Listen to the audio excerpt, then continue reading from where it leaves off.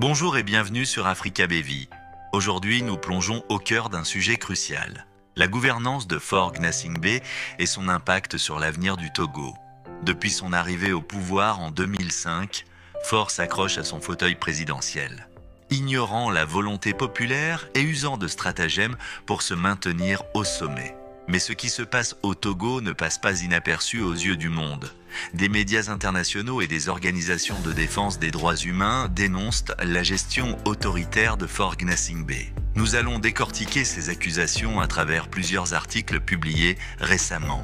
Si vous êtes un citoyen togolais soucieux de l'avenir de votre pays, restez jusqu'à la fin et partagez cette vidéo pour éveiller les consciences. Un article de The Abuja Inquirer, un média nigérian influent, met en lumière l'hypocrisie de la CEDEAO face à la situation togolaise. Que dit cet article? Alors que l'organisation sous-régionale condamne les coups d'État militaires, elle reste silencieuse face aux coups d'État constitutionnels perpétrés par des présidents comme Faure Gnassingbé.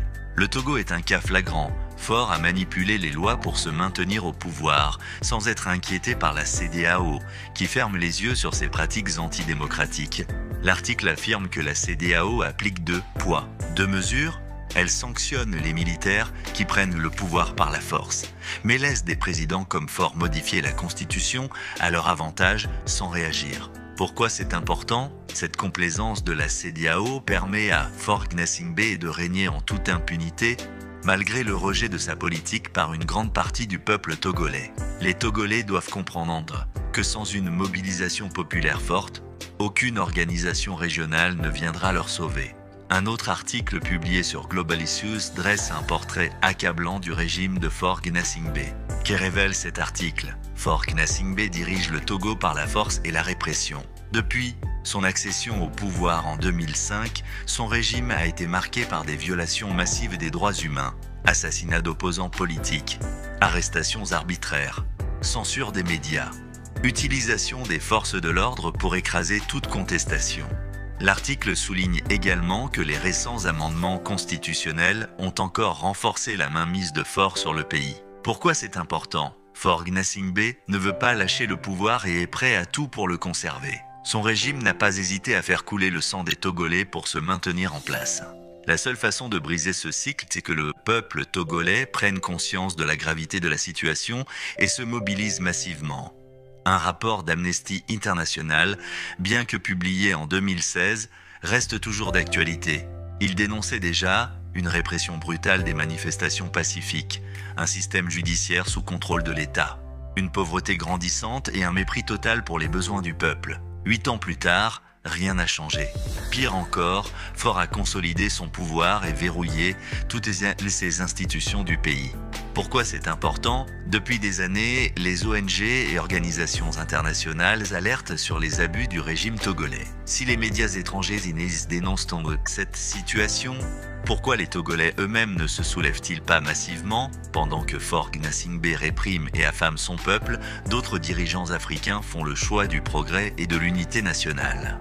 Prenons l'exemple du Mali, où Assimi Goïta a décidé d'agir autrement, soutien aux familles pauvres. En février 2024, il a lancé une distribution massive de vivres pour aider les familles vulnérables avant le Ramadan. Investissement dans la jeunesse, en janvier 2025, il a financé plus d'1 milliard de francs CFA pour soutenir les jeunes entrepreneurs maliens. Refus de la domination étrangère. Il a coupé les liens avec la France et affirmé la souveraineté du Mali face aux pressions internationales. Et au Togo, aucune politique sociale efficace, le peuple souffre, mais le président n'agit pas. Les jeunes sont abandonnés, pas d'emploi, pas de perspective, pas d'aide. Un président soumis à l'Occident. Faure Gnassingbé est perçu comme un simple exécutant des intérêts étrangers, contrairement à des dirigeants comme Goïta qui revendiquent l'indépendance. Pourquoi c'est important?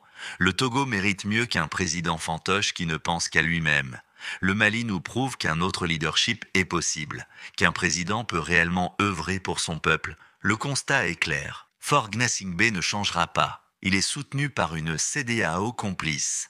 Il réprime son peuple sans pitié. Il bloque toute alternance et refuse de donner la parole au peuple.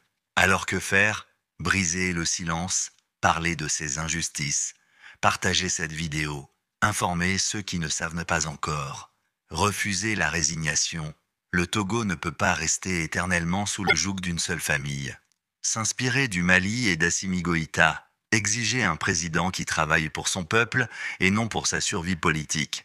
Togolais, l'avenir de notre pays est entre nos mains. Faure Gnassingbé ne partira pas de lui-même. Il faudra l'y contraindre par une mobilisation sans précédent. Si vous croyez en un Togo libre et prospère, partagez cette vidéo. Abonnez-vous à Africa Bévi et faisons entendre la voix du peuple. L'histoire s'écrit maintenant. Serez-vous acteur ou spectateur? Des centaines de milliers de Togolais ont pris d'assaut les rues de Lomé et de 10 autres villes togolaises ce mercredi à l'appel de l'opposition.